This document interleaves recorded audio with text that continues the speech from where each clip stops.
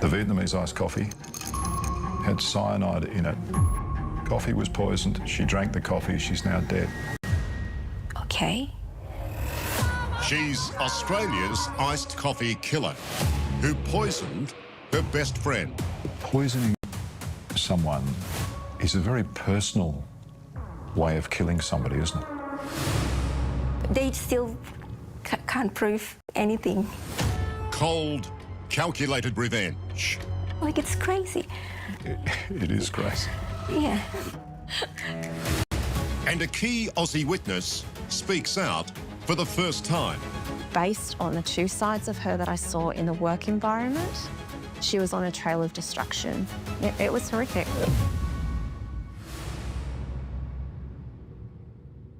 Hello, I'm Michael Usher and welcome to Spotlight. Sydney-sider Jessica Wongso is better known as the smiling coffee killer.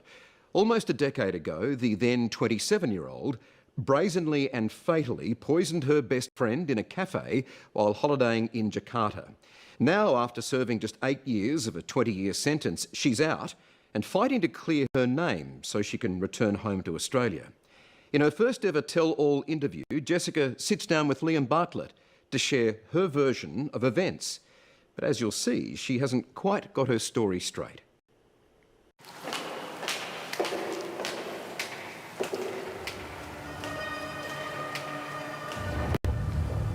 Hello. Jessica, Hi. good to see you.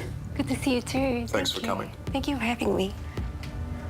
There's something you can't quite pin down about convicted murderer Jessica Wongso. Is this former New South Wales ambulance worker innocent, as half the Indonesian population seem to think? If you didn't do it, who put the cyanide in Myrna's coffee? Oh, you know, I'm not allowed to say that. I'm not allowed to answer your question.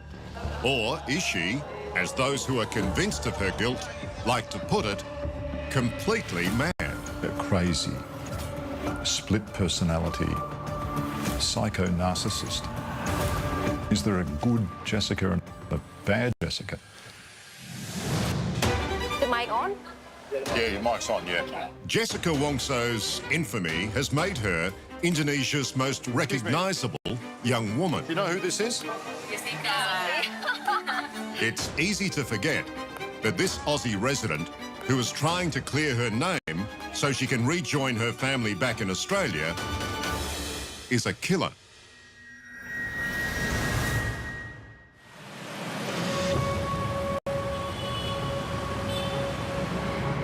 January 6, 2016. Three young women are catching up for a coffee at one of Jakarta's classiest cafes. Jessica Wongso has recently arrived from Sydney, where she's lived since she was 16. She hasn't seen former best friend Myrna Salihin since a falling out the year before. She's taken the liberty of pre-ordering her an iced coffee ahead of time.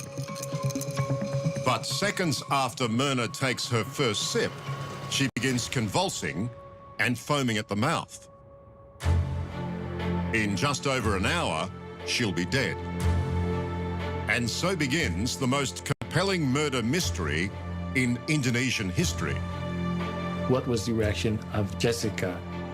Why wasn't she panicked enough when Myrna collapsed? Jessica belum berencana mengajukan pra peradilan. The entire nation is so instantly intrigued that TV presenter Tim Marbun Jessica Kumala Wongso will be given his own nightly news show on Indonesia's largest network to cover the daily drama of Jessica's trial. So every single detail mattered right after that moment right there. Can you remember, can you vividly remember that moment that Myrna took a mouthful of that poisoned coffee? Well, firstly, I'm not really comfortable of you saying how you call the coffee, but Why is that? Yeah, because I'm still not sure. Is it really that scary? Is it really that poisonous. As you'll see, Jessica disputes just about every single aspect of this case. But how exactly did she and Myrna Salihin become the central players in a case that has captivated not only Indonesia, but Australia Cyanide-laced coffee. and the world? Are you sure Jessica killed Myrna? $1,000,000%. Privileged young women from rich families, Jessica and Myrna met while studying graphic design at the Billy Blue Design College in Sydney. Just days after Myrna's death, and before being arrested for her murder, Jessica gushed about their friendship on Indonesian TV. Kita waktu kuliah pergi makan. When we were in college, we would go out to eat or to drink coffee. Every time we met, we always reconnected. We would always be laughing and having a good time.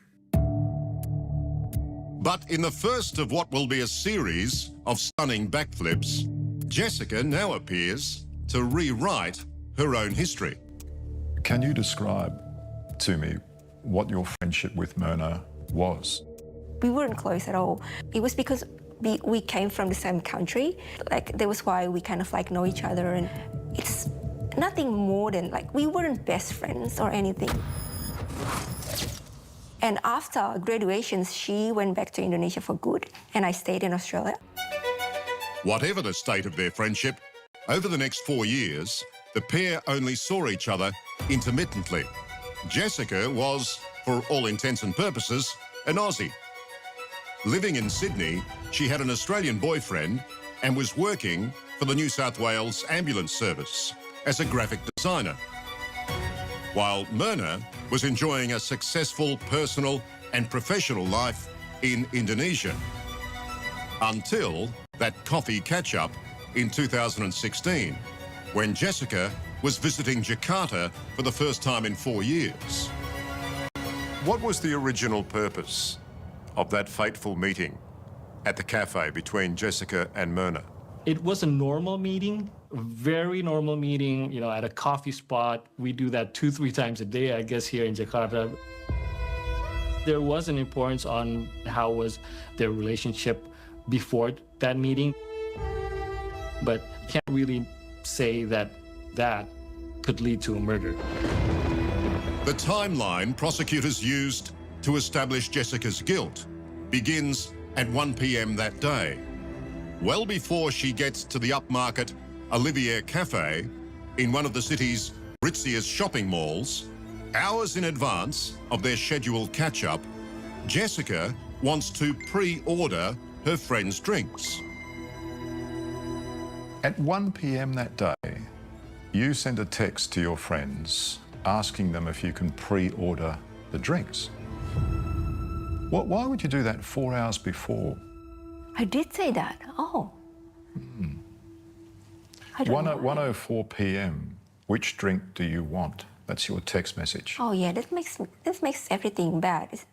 No, but they say don't worry. You know, it's fine. Yeah. We'll order when we get there. And you insist on pre-ordering drinks 4 hours before. Why do you do that? I don't know. Maybe because I think that I was going to be there earlier. Maybe. I didn't have like an evil thoughts at that time. So everything that I did, it was kind of like, oh, that's what I felt right to, like, you know, felt like the right thing to do.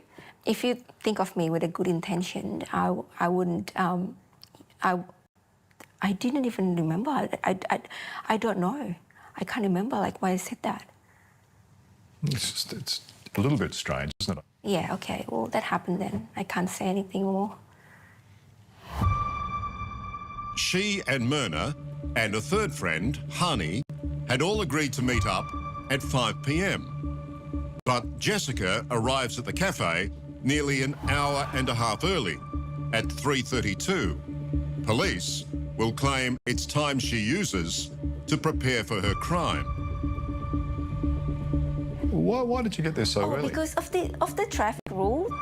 It have to be at least 3 people or something like in the car at a certain time.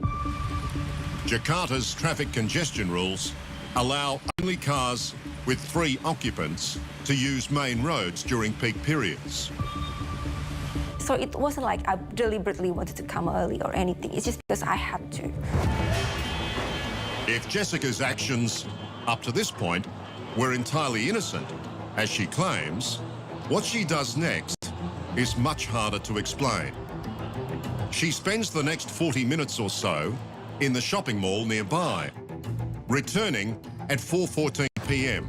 with 3 shopping bags, each containing only a single small bar of soap. Oddly, she then walks around the cafe, checking out different locations. As she looks around, she seems to be not just scouting the place, seeing if it's nice enough for me and my friends, but actually looking at the seat positions. And as we see at certain times, she actually looks at the CCTV. Clearly you're looking around. I mean, what are you looking for? I don't think I was looking around finding CCTV, to be honest. I never really actually did that, like in a public place. But if I was looking around, like if my eyes go somewhere, I could be probably looking at like something or like someone or, you know, like people around me. And if they want to perceive it as, oh, she was looking around for CCTV, then it's going to happen like that. Whether deliberately or by chance, the table Jessica chooses is hidden from the closest CCTV camera, which is blocked by a plant. But there's a second camera rolling on the other side of the cafe. It captures Jessica's drinks order arriving shortly after she sits down. 2 cocktails for herself and Hani, and an iced coffee for Myrna. She then appears to arrange the 3 shopping bags around the drinks, effectively hiding them from the CCTV camera. Jessica, as you know, a lot has been made of the placement of the bags, the 3 shopping bags on the table. Mm-hmm. Why did you place the 3 bags on the table? Oh, it's just, again, it's just me being me. Like, I just put it there and just like shuffle it and play with it. And it's like me just, you know, being bored. It really doesn't mean anything at all. Like, if I have to be honest with you. So it's just a pure coincidence that it shielded the CCTV from the drinks. Did she strategically place those shopping bags? We don't really know. You can't really measure that.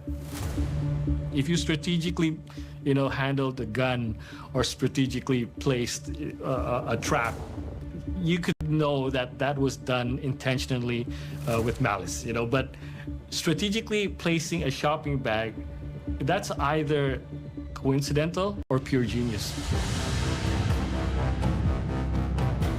52 minutes later, at 5:16 p.m, Myrna and Hani arrive. Almost immediately, Myrna sips her Vietnamese iced coffee. The CCTV camera on the far side of the cafe captures what happens next. Although grainy, Myrna can be seen clearly distressed, fanning her face.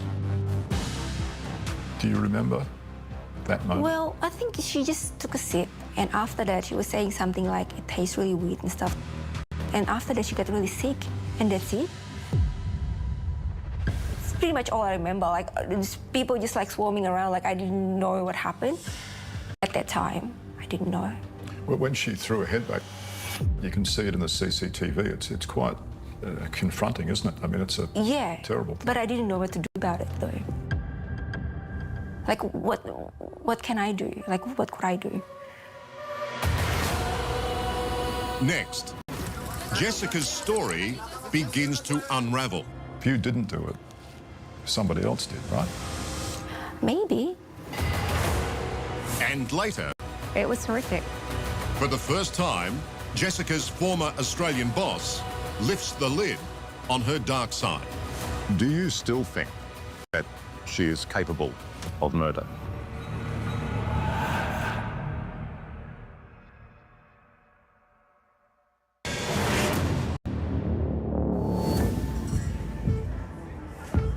It's 5:24 p.m.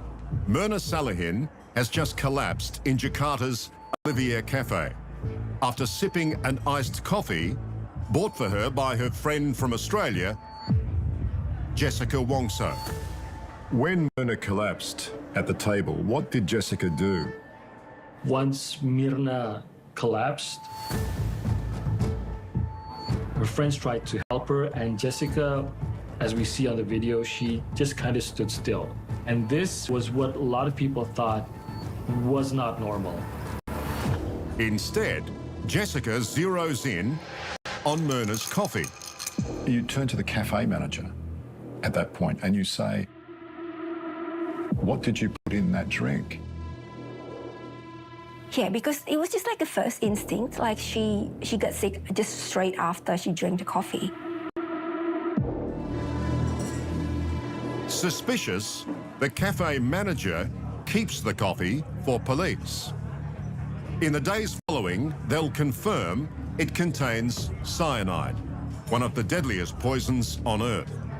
Even touching it can cause intense skin irritation. Myrna is then on the floor, froth coming out of her mouth, convulsing. And you're standing off to one side, you can see, just sort of scratching your hands. Oh, it's my habit. It's your habit? I always do this. What, when you're nervous or?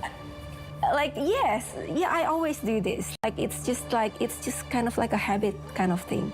But it doesn't mean that it's like itchy or something from poison and stuff like that. No, it's not like that. Like how they... Oh, anyway, I didn't suggest that. I'm not saying that. You made the suggestion. I'm just saying you're standing there scratching your hands, but you're not helping.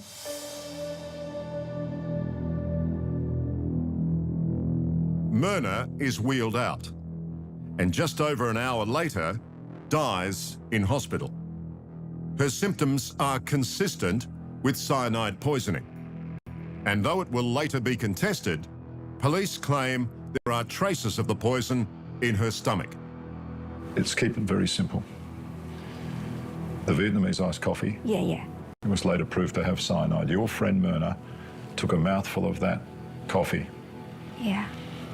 She then frothed at the mouth, convulsed, and was sent straight to hospital where she died. Yeah, I remember that. Coffee was poisoned. She drank the coffee. She's now dead. That's simple. Okay. And how else do you make that look any different than what it was?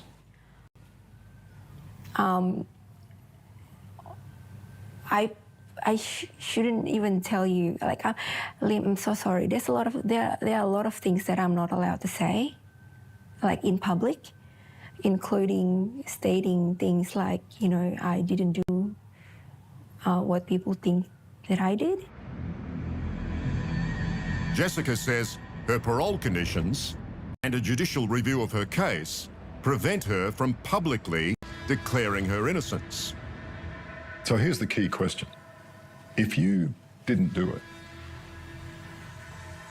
who put the cyanide in Myrna's coffee? Oh, I'm not allowed to say that. I'm not allowed to answer that question. You're allowed to have an opinion. No, I'm not allowed to have that kind of, like, I'm not supposed to voice my opinion publicly. Yeah, I'm sorry, I can't answer that. But if you didn't do it, somebody else did, right? Maybe. I can only say maybe. I could only say that something killed her.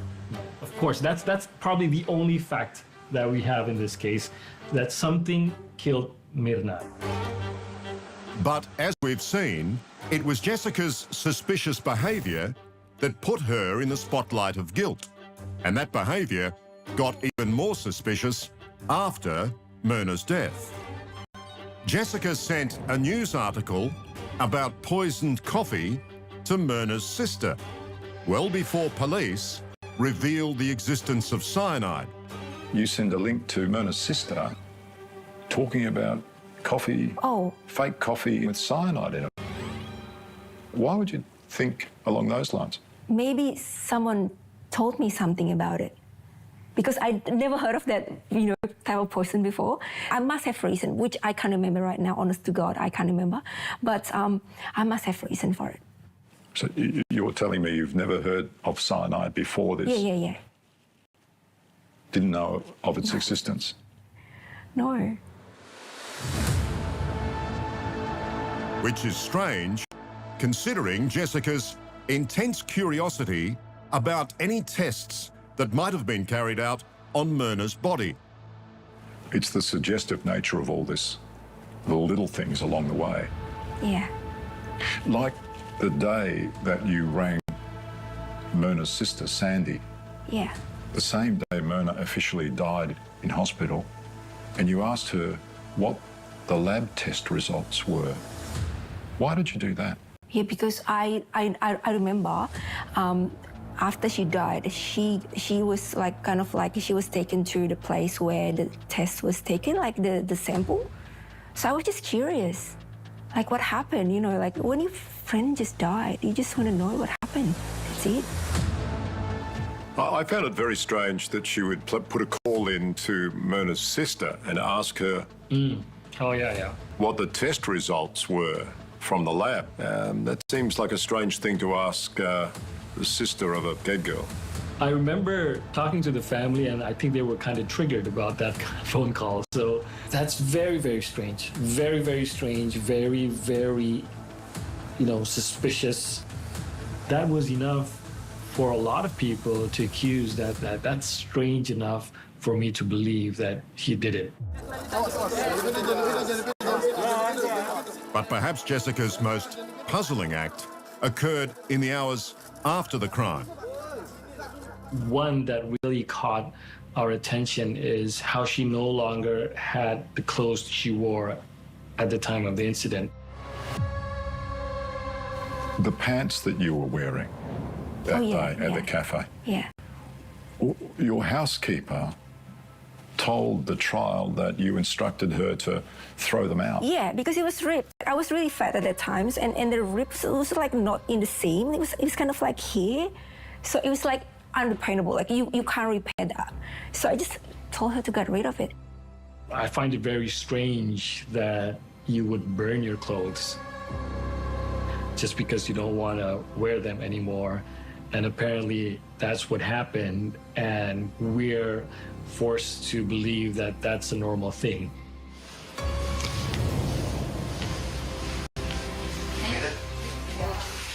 Three weeks after Myrna Salahin's death, Jessica was charged with her murder.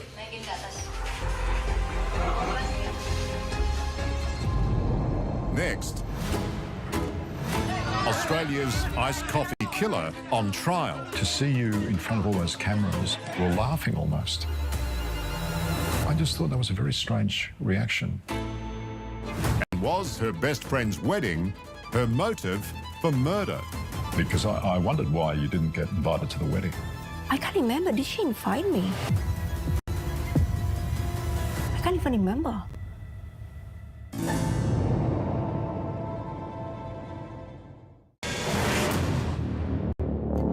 A former Sydney woman has smiled after being told she'll spend the next 20 years in an Indonesian jail for putting cyanide in her friend's coffee, poisoning her to death. Jessica Wongso's hopes of ever returning home to her family in Australia are increasingly unlikely. In police custody, facing the possibility of the death penalty for the murder of her best friend, it's clear why she swiftly became known as the smiling coffee killer. To see you in front of all those cameras and you're sort of smiling, you're laughing almost. I mean, I just thought that was a very strange reaction for somebody who's been accused of this sort of heinous crime. Yeah, well, I didn't know what to do. What was I supposed to do? What would be more acceptable publicly? Cry? Angry? Like, I don't know. Whatever I did was wrong anyway. So yeah, I was just like, I'm naturally a friendly person, so I just do smile a lot. Indonesia's trial of the century began on June 15, 2016. From day one, it captivated the nation, and for the next 5 months was compulsory viewing. The trial, Jessica, I mean, here in Indonesia, The trial was compared to the O.J. Simpson trial in America, just in terms of publicity and profile. Were you surprised by the scale of all that? Yeah, it was really surprising. I didn't expect that at all. Like, it was just so big. Like, the audience, like, it's literally the whole country, you know, like, wow. There was hotly disputed forensic evidence and emotional denials from Jessica, and a touch of absurdity. A prosecution expert who presented a psychological evaluation of Jessica. Sakit hati, ya, dendam membuat dia sunyi. Ingin diperhatikan, narsisnya keluar, kayak anak kecil. But this damning profile was based on the shape of Jessica's face. Dasar teori saudara mengatakan ini semua tadi itu apa itu tadi? Dari empirical study, studi-studi bintang film di Amerika, dan sebagainya. Baik, menarik pendapat dan penjelasan ahli. These questionable aspects of the trial would later be covered in a major Netflix documentary, which many credit as the reason Jessica got out of jail 12 years early. A major point of contention seized on by the documentary was the relatively small amount of cyanide found in Myrna's stomach, compared to the very high concentration found in her coffee. As we know in the trials, it's something to be debated on, was there cyanide in the drink, how much cyanide was there, even all the way to did cyanide actually kill Myrna. Without conclusive forensic evidence, prosecutors had to convince the judges of what they believed Jessica's motive was. They claimed she flew into a rage when Myrna told her to leave her Australian boyfriend, Patrick. What about the suggestion that you got really angry with her at a restaurant when she told you you should drop this boyfriend, this toxic I didn't even tell, like, the funny thing is, like, I didn't even tell her about him. So where did that come from? There's no doubt Jessica's relationship with her Australian boyfriend, Patrick, was so toxic, he took an AVO out against her. Jessica, took out a restraining order against you. Why did he do that? Oh, yeah. It was complicated. It was like, you know, like the relationship we had, it was kind of like toxic in a way. Like we didn't really see eye to eye, like in a lot of things. But it was complicated, like but it's not how it seems. In his application for a restraining order, Patrick said he was in fear of Jessica. I mean, I guess the bottom line is, do you have the potential to be violent? No, of course not. What can I do? No. But that's why I'm wondering about his actions there. Taking out a restraining order is quite a thing to go to. Well, I'm not here to talk about him, like, honestly. We can do that off the camera, obviously, but yeah, he was in the past. I'll tell you the reason later. Okay. She never did. Myrna's husband has said publicly that she was afraid of being alone with you. Why would she be? Oh, no, that's not true at all. Why would he say that? I don't know. That's the thing, Liam. I don't know why people say what they said. Yeah. But what is undeniably true is that in the wake of their falling out over Patrick, Myrna failed to invite Jessica to her upcoming wedding. This is the luxury Balinese wedding venue where Myrna got married. She said it was the happiest day of her life. But it also seems to be the trigger point for what ultimately was her horrible murder. You see, back in Sydney, Jessica was said to be seething when she saw the Facebook photos and realised she hadn't been invited. 2 days later, she was sacked by New South Wales ambulance. And if you believe what you hear in court, that's when the wheels fell off and she started plotting her revenge. I wondered why you didn't get invited to the wedding. Oh, because I was overseas. Like, I was in Australia. Like, I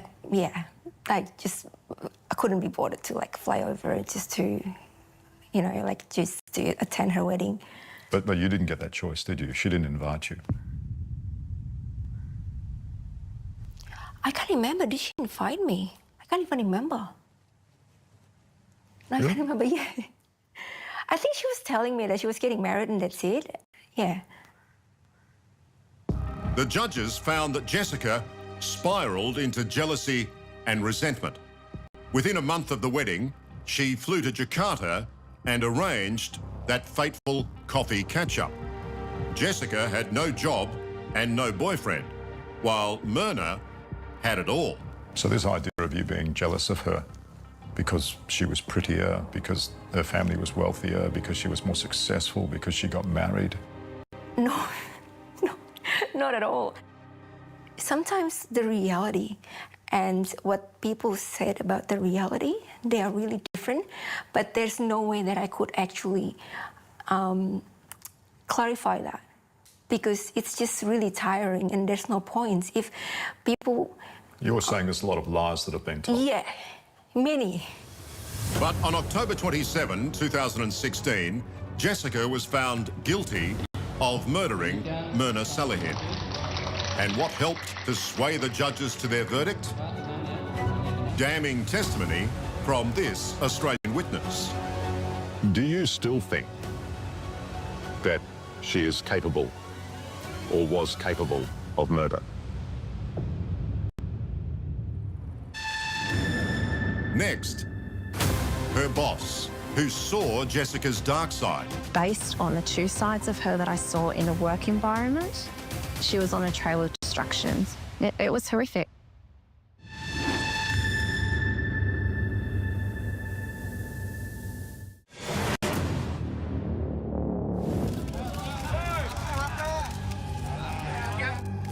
Jessica Wongso was sentenced to 20 years for the murder of Myrna Salehin.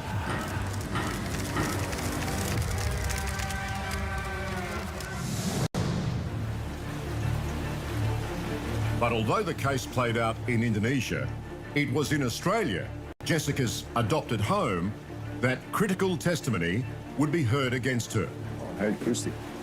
How are you? Good, how are you? Good. Take a seat. Come on. Do you still think that she is capable or was capable of murder? That's a really tough question. Christy Carter was Jessica's boss at the New South Wales Ambulance Services head office in Sydney. What I can say is that under police interview at that time, I was asked that question and I answered it truthfully. I answered it honestly, based on the two sides of her that I saw in a work environment and in the personal, where she was on a trail of destructions. Christy has promised herself and her partner that this exclusive interview will be her first and last about the trauma she and others suffered from Jessica. So Myrna's death really has had an impact on you. What sticks with me and what has an impact is that that is someone's daughter, someone's sister. It's never been up to me whether she was guilty or innocent. It's up for the court to decide that, but I think for Myrna, they need to decide that once and for all. I have no opinion on her guilt or innocence. For me, it was questioning around capability, around behaviour, and around her mental state at that time. And what people saw in the office was not what was transpiring outside of that. You lived in Australia for quite a while. Yes. How many years? But like 11, 12 years. In a case with little forensic evidence and a motive of revenge, prosecutors had to delve into Jessica's past to paint a picture of her character. And her boss, Christy Carter, testified she'd seen Jessica's life in Australia unravel, particularly at work. Why did they ask you to leave? I kind of like, I had a really difficult time at that time, kind of thing. So it was like, in the past, there are things that I'm not very proud of, you know, like I did a lot of things in the past. So yeah, it's not something I want to talk about right now.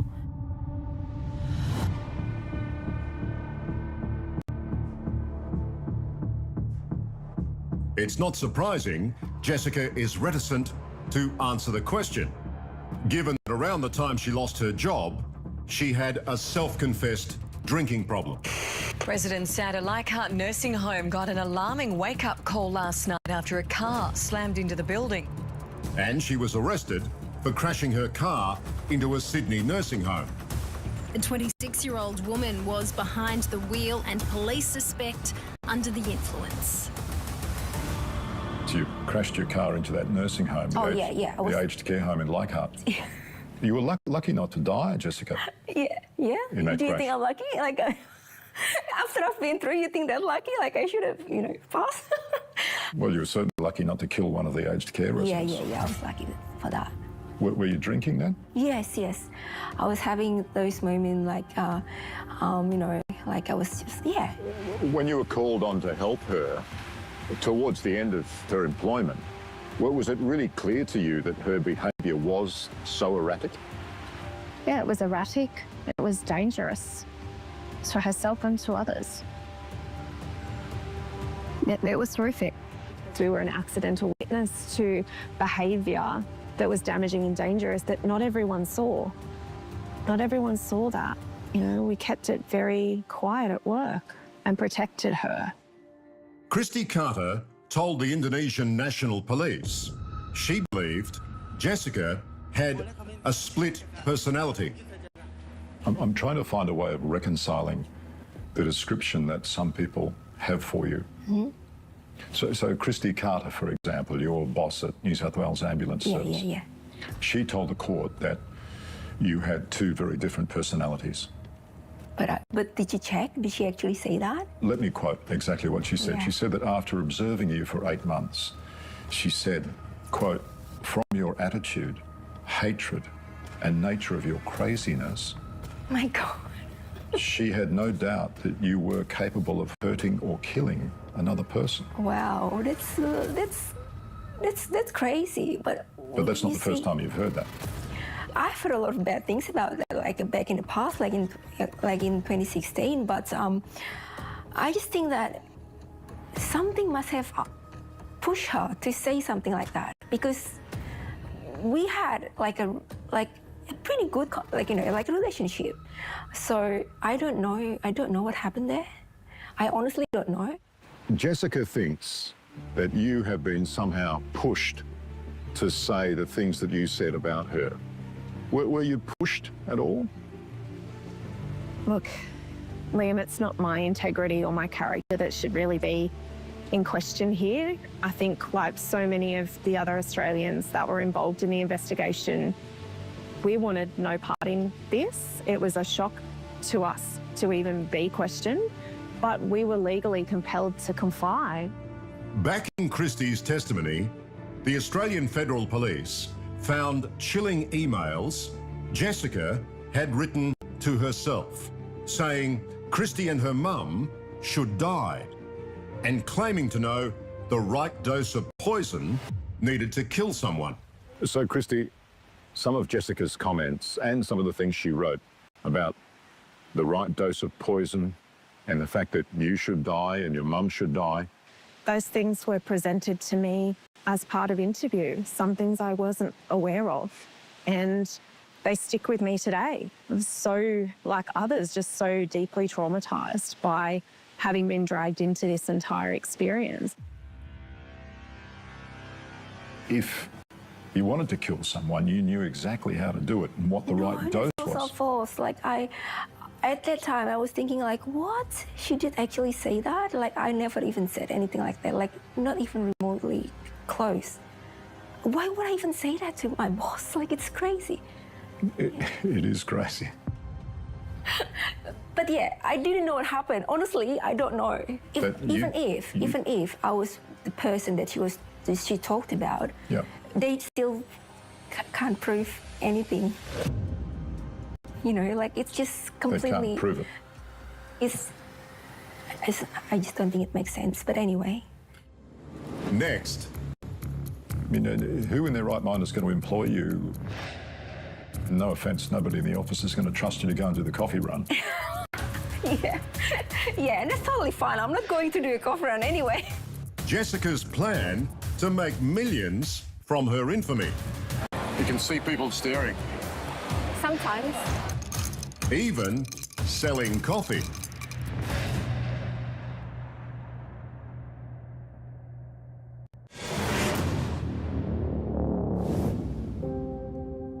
Jessica Wongso received a 20-year sentence for murder.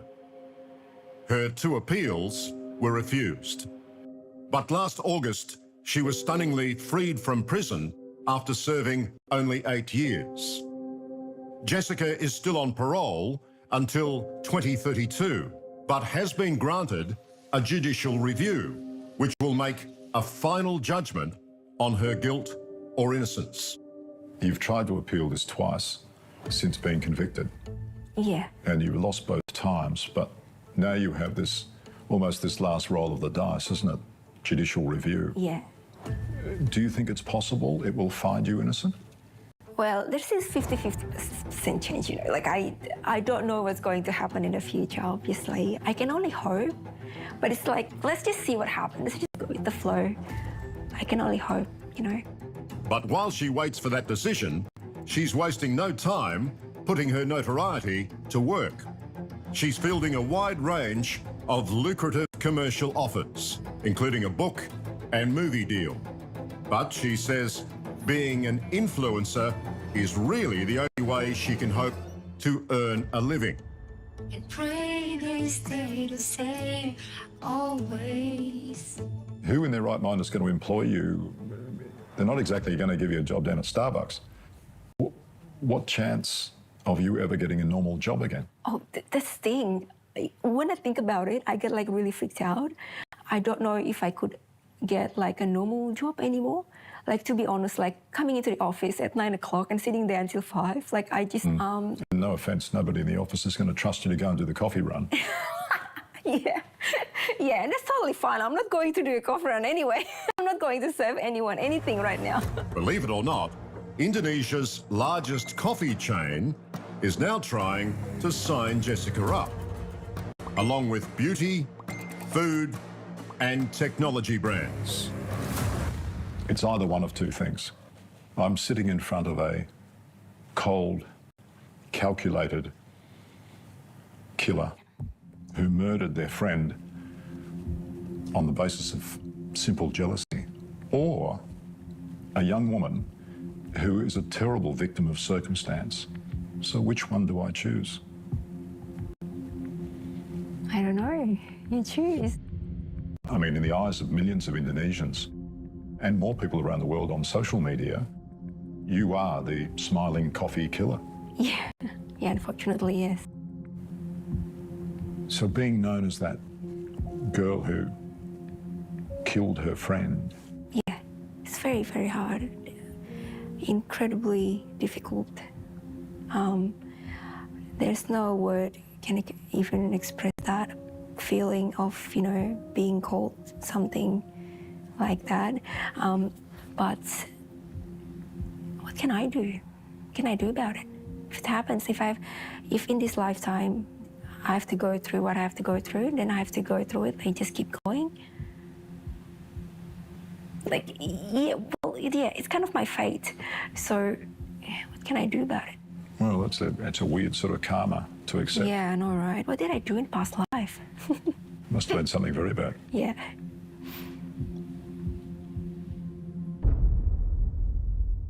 Any day now, an Indonesian court is expected to hand down its final decision on Jessica Wongso's guilt. We've reached out to the Indonesian government to ask if the Netflix documentary played any role in her early release from prison and the decision to grant her a judicial review. We're yet to receive a response.